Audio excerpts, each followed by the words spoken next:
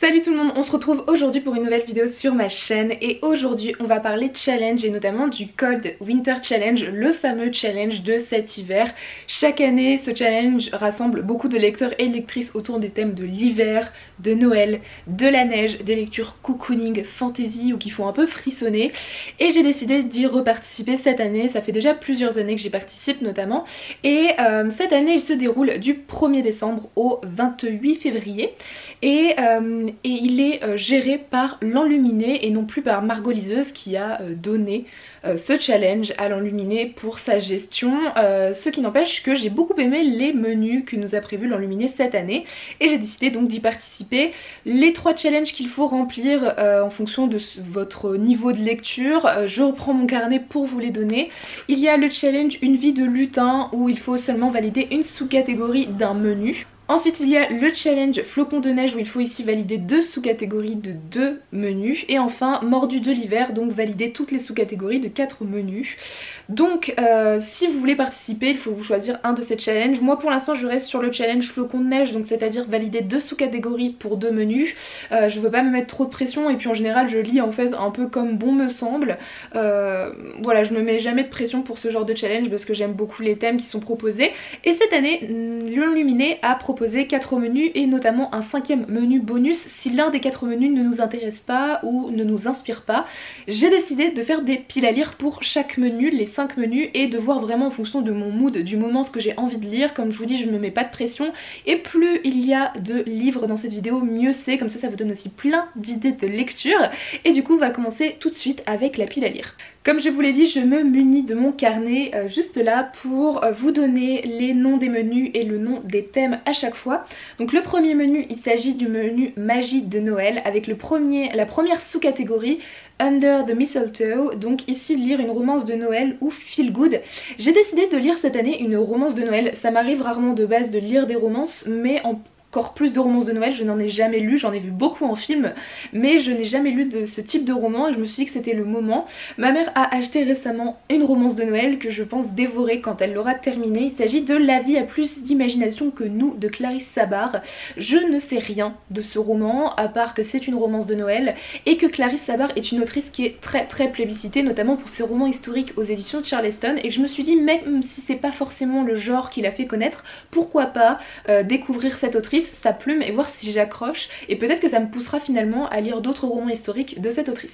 Si je parais jaune à la caméra, c'est parce qu'il y a le soleil qui commence à apparaître alors qu'il a fait moche toute la journée et que j'ai des arbres juste en face de chez moi et que forcément les feuilles jaunes et oranges reflètent l'orange sur moi. La deuxième sous-catégorie, il s'agit de raclette. Ici les mots-clés ce sont famille, secret, amis. J'ai donc décidé de choisir un des romans que je vous ai présenté dans mon dernier book haul, qu'il s'agit du premier tome des 7 sœurs, donc de Lucinda Riley aux éditions Le Livre de Poche. Ici on va donc suivre, comme c'est dit dans le titre, 7 sœurs qui à la mort de leur père vont toutes se rassembler dans la maison familiale qui est un château au bord de Genève, et pour héritage leur père a décidé de leur léguer des indices sur leur adoption, et on va suivre le premier personnage qui est Maya et qui va donc se rendre à Rio de Janeiro sur la trace de ses origines. Apparemment c'est une saga absolument géniale qui a eu énormément de succès et j'avoue que je suis assez curieuse de découvrir ce que donne cette histoire et notamment ce premier tome. La troisième sous-catégorie est la dernière de ce menu, il s'agit de la danse de la fée dragée. Ici les mots-clés sont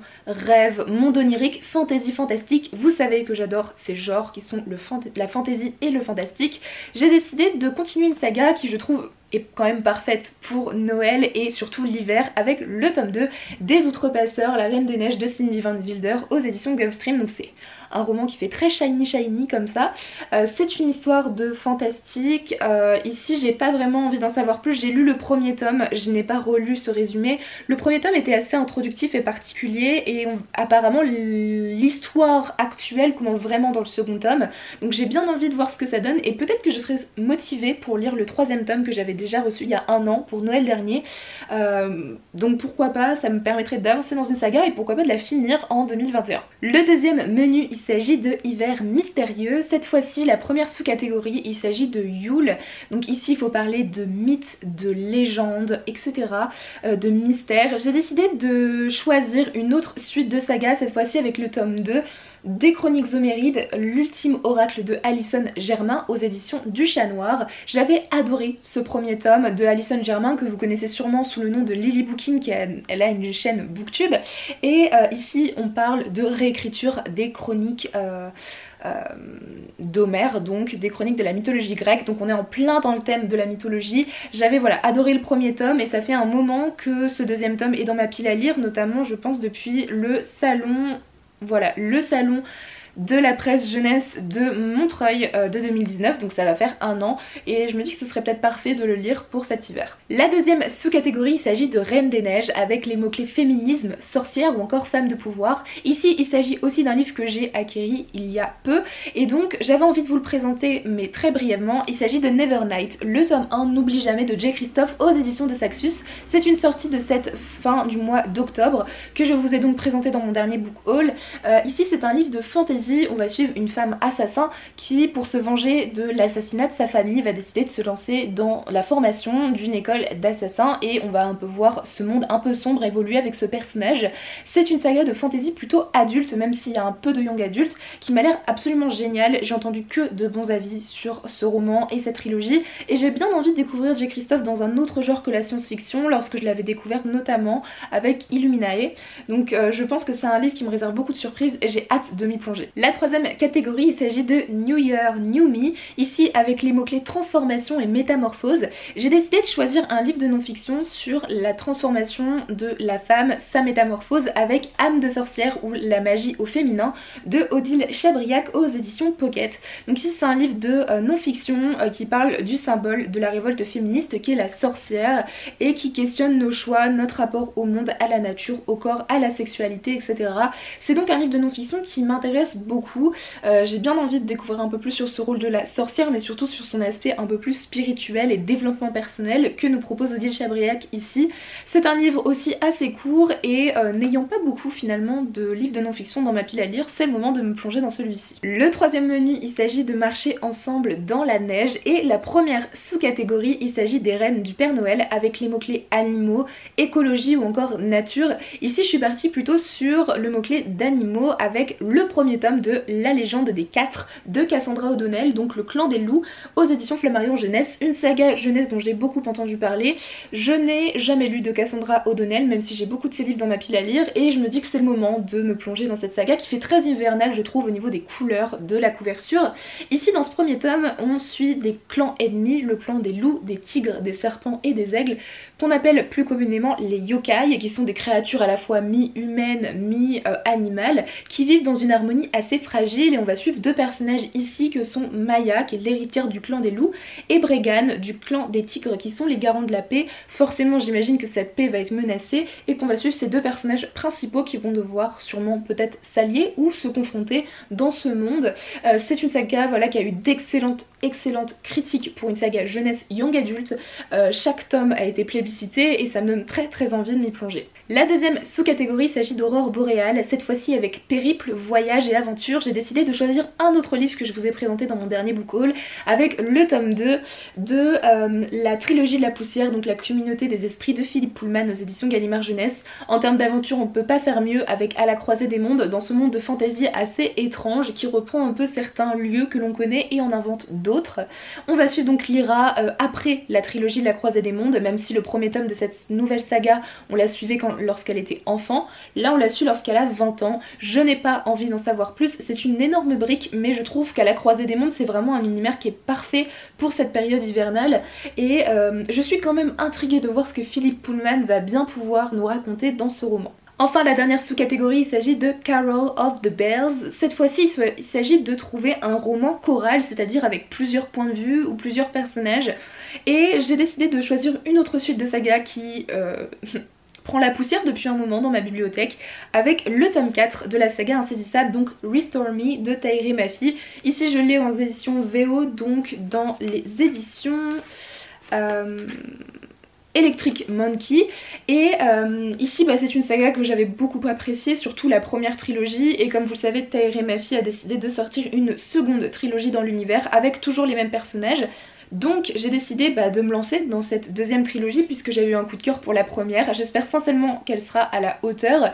J'ai eu des avis assez mitigés, des très bons comme des très mauvais, donc on verra bien. En tout cas j'ai hâte de retrouver les personnages et donc ce livre répond à la catégorie puisque on va suivre les personnages de Juliette et de Warner et on va voir cette alternance de point de vue des deux personnages comme ça l'a été dans les 3 premiers tomes, donc j'ai hâte de me replonger dans cet univers. Le quatrième menu, il s'agit d'Hiver Obscur avec la première sous-catégorie fantôme du passé avec les mots-clés fantôme, revenant ou encore voyage temporel. J'ai décidé de sélectionner The Graveyard Book de Neil Gaiman aux éditions Bloomsbury, donc dans une version VO anglaise.